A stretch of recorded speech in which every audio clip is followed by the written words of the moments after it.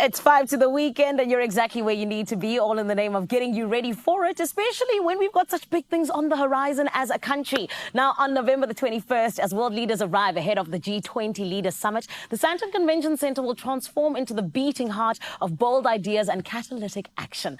Global Citizen Now is where in Johannesburg we will unite heads of state, business visionaries, activists and artists to supercharge Africa's renewable energy revolution and showcase what true collective action can actually achieve. And I'm so excited because it's all about collaboration and how we can, in fact, move Africa and South Africa forward. And today we're joined by Michael Sheldrick, the Global Citizen co-founder and Chief Policy, Impact and Government Relations Officer, to unpack the urgency and ambition behind Global Citizen Now. Everyone, let's give him a feel-good welcome, please.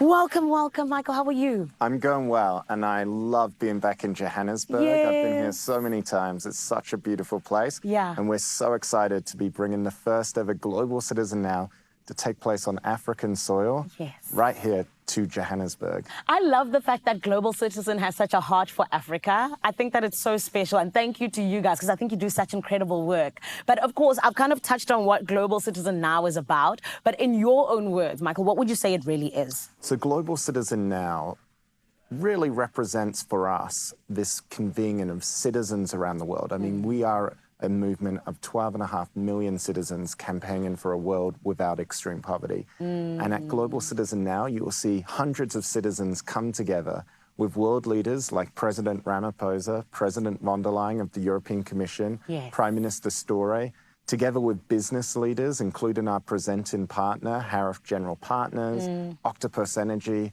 and so many other great partners around the world, to progress some of the biggest issues of our time, including how we address infectious diseases, but also how we scale up and provide everyone with energy access.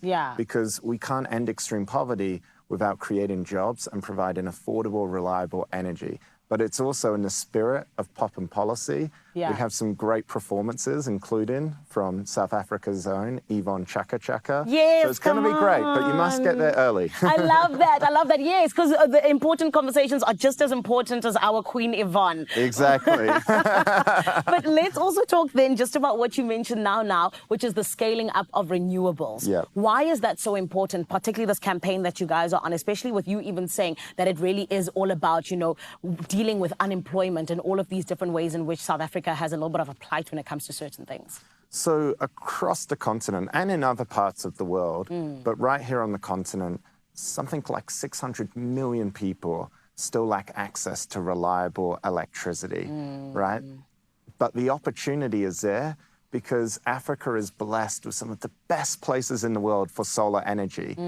Something like 60% of the best places on the world to get power from the sun are right here on the continent. That's incredible. And if we can scale up renewables, if we can get commitments from businesses, from governments, then not only can we provide reliable energy for the citizens of South Africa and indeed the continent, but we can also create so many jobs. I just came from Cape Town, and I was at this project with Pele Energy. And I met these two incredible young solar technicians, Keanu and Luke. And they told me their ambition. And this is what they said. They said, with their training, they're going to start their own business. They're going to build solar panels on the rooftops of their communities. Then they're going to convince all the big tech companies in the world to invest in the country and build data centers and power it with solar. And then they told me, I said, well, that's a big ambition. They said, we're not done yet.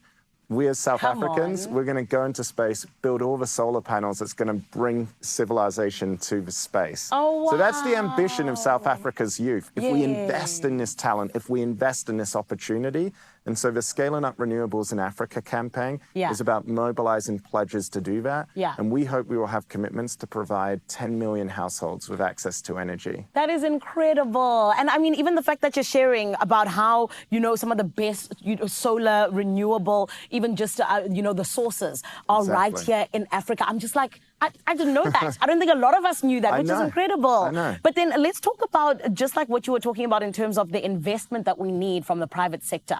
What role do you see them playing particularly in terms of making the commitments that you're looking for?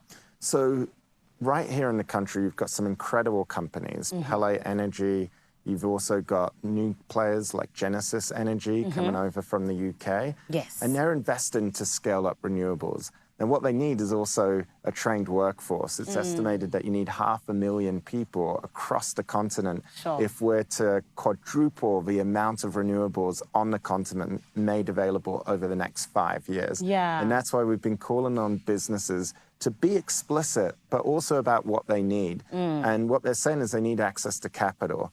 And that's why we've been also calling on countries like France, like Germany, like the European Union, to invest in the continent. Because you know what? When we invest in scaling up renewables in Africa, not only are we investing in Africa's youth and creating jobs, but we're also addressing climate change. This is a win-win for everyone. Come on. And it happens here. It benefits Africa, but in benefiting Africa and scaling up renewables, we benefit the world. I love that. And oh man, like I said, you guys are doing such amazing work, Michael, and thank you for it. And I'm so excited to see how it all comes together in terms of the G20 and you guys as well. And also just having the summit here in Johannesburg. I think it's so special. So congratulations to you and the team. Thank you. And we can't wait when you come back again. And we'll talk about all the incredible work you've done, particularly with this. We're here to stay. Amazing.